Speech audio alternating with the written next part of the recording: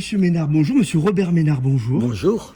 Et ravi de vous voir. Je suis venu à votre permanence il y a quelques jours, à l'ouverture, et vous me dites, ça fait plaisir. C'est sorti du cœur, on peut le dire? Mais très bien. Absolument, on peut le dire. Le respect est de mise entre nous? Absolument. Parfait. Et des yeux dans les yeux. La première question que vous m'avez posée quand on a fait le direct chez moi, puisque vous connaissez où j'habite parce que c'est fait chez moi. Bonjour Emmanuel. Vous m'avez dit, je perds le fil, que ça s'est donc fait chez moi, vous m'avez dit qu'est-ce qu'on fait? Le réflexe professionnel, on se regarde ou on regarde la caméra? Ben non, là on a les deux. Très bien, donc c'est impeccable. Ça fait 5 ans, ça fait 6 ans que je suis à Béziers, ça fait 12 ans que vous êtes maire de cette ville. Vous avez fait une campagne de 2 ans. Les Biterrois en général, peut-être médiatiquement, mais ne vous connaissez pas. Et vous avez fait du porte-à-porte. On peut le dire, toutes les portes quasiment, j'exagère à peine. Je me suis renseigné, et les gens, j'ai écouté les gens me parler. Ils ont été étonnés de voir cette énergie. Moi, on me dit souvent, vous concernant, machine. J'ai aussi des mots comme, je sais pas, enfin, ça, c'est un peu du même genre. Travailleur, qui avance, qui veut faire avancer ça, c'est ce qu'il veut faire. Donc 5 ans, moi j'ai fait votre mandat entier puisque je suis arrivé pour travailler à Béziers. Et la télé va avoir 5 ans au début du mois de mars. 5 ans pile. Donc j'ai pu voir, en citant dans notre dernier entretien, je ne vais pas le refaire ce dernier entretien, mais depuis vous avez évolué, j'ai pu comparer. Vous me disiez non, je n'ai pas la grosse tête au moment où je vous pose la question, je m'excuse presque de vous la poser.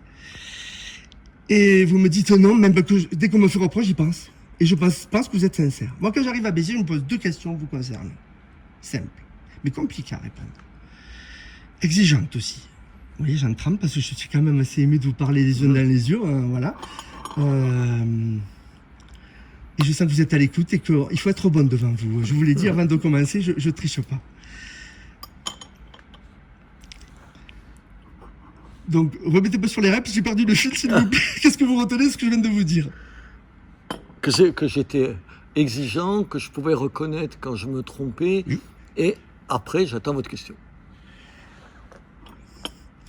Et donc, oui, voilà, j'arrive... Oui, voilà, je me suis posé 2 questions. C'est ça, je reviens. C'est important en plus. Ça valait le coup de les retrouver.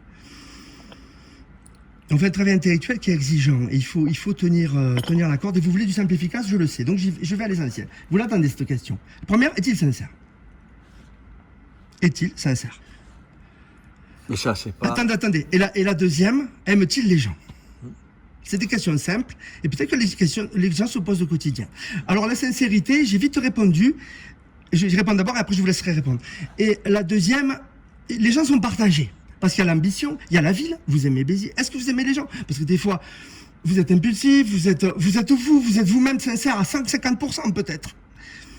Donc, allez-y, je vous écoute. C'est pas à moi de répondre à ces questions, c'est aux gens. Et les gens y répondent avec un truc qui s'appelle un bulletin de vote. Est-il sincère? Vous savez, si je devais calculer ce qui m'est le plus utile, il y a un certain nombre de choses que je ne dirai pas. Il y a un certain nombre de choses que je garderai par devers moi. Je ne les garde pas parce que je pense que les gens ne croient qu'à la sincérité.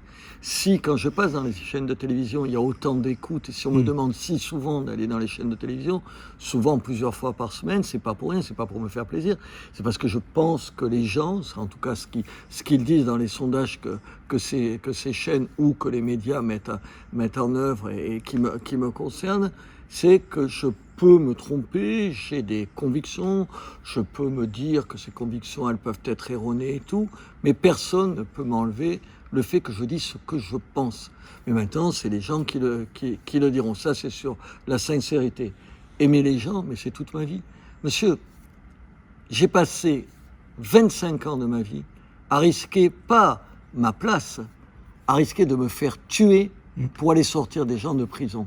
Je vous propose de trouver à Béziers ou ailleurs quelqu'un qui a pris ce risque-là pour des gens dont je ne partageais souvent rien du tout.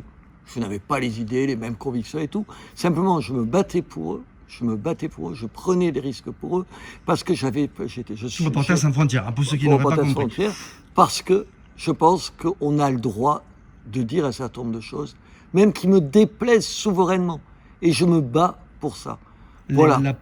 Pour armer la police municipale, on a vu rien que cet exemple-là. Vous le dites en quelle année ça, armer la police municipale? Dès que je suis maire, je vous rappelle que les gens qui aujourd'hui... 2014. 2014. Dès que les gens qui aujourd'hui disent « oui, bien sûr, la police municipale », ben, ils se sont battus contre l'armement de la police municipale. Quand j'entends un certain nombre de mes adversaires oublier, alors qu'ils ont des gens autour d'eux qui étaient responsables de ça, oublier que la police municipale, monsieur, elle arrêtait de travailler à 20h et elle reprenait à 6h du matin. Peu nombreux, ouais. Non, mais attends, vous avez bien entendu ce que je viens de vous dire. Sûr. Ils ne travaillaient pas le week-end.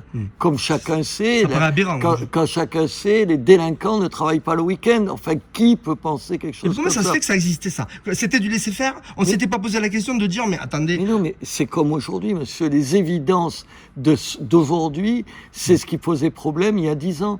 Vous avez été précurseur là-dessus. Attendez, quand j'ai dit, il faut faire, j'en sais rien, qu'est-ce que je peux prendre comme exemple, le couvre-feu des mineurs. Oui. Horreur et putréfaction. Il y a même des abrutis de la Ligue des droits de l'homme, et je viens du milieu des droits de l'homme. Les abrutis de la Ligue des droits de l'homme... Emmanuel ne va pas être contente quand vous dites abruti, que vous êtes votre faire foutre. Pas du tout. Je sais qu'elle vous reprendre des fois. Quand la Ligue des droits de l'homme explique que c'est une atteinte à la liberté des enfants de se déplacer, parce qu'à 2h du matin, un gosse de 9 ans, sa liberté, c'est d'être tout seul dans les rues, tout seul dans la rue. Qui peut penser ça?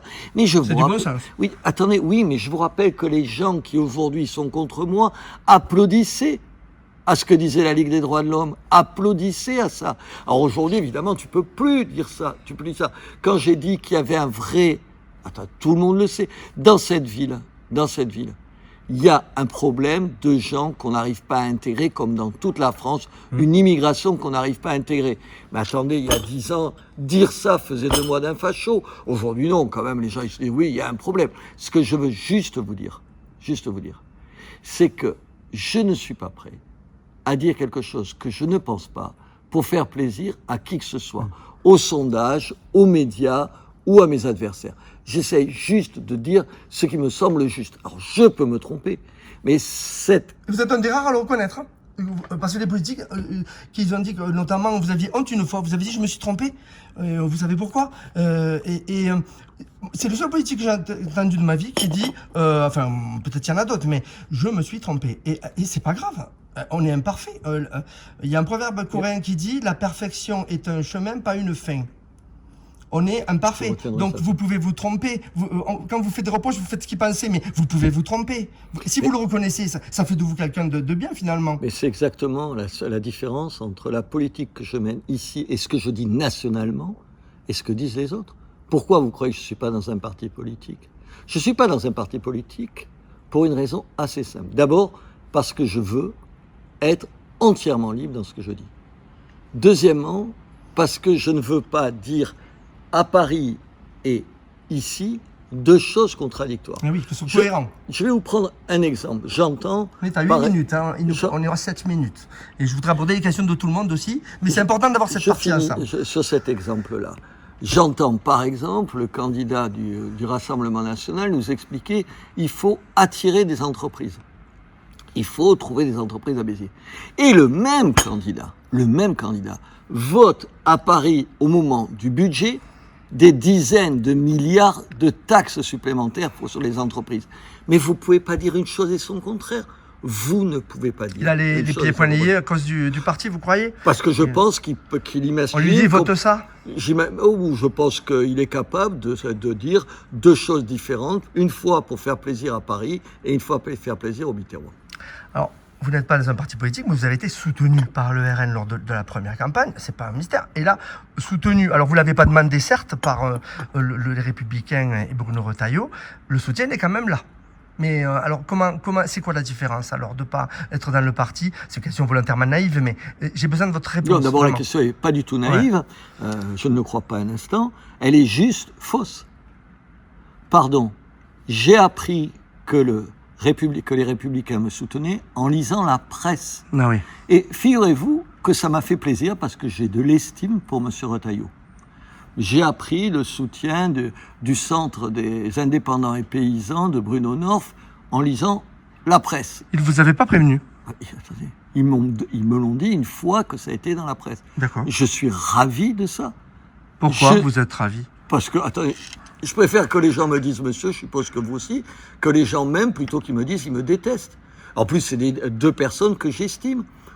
Ça ne change pas un iota à ce que je pense, à ce que je dis, à ce que je dis. Voilà, vous êtes libre. Hein.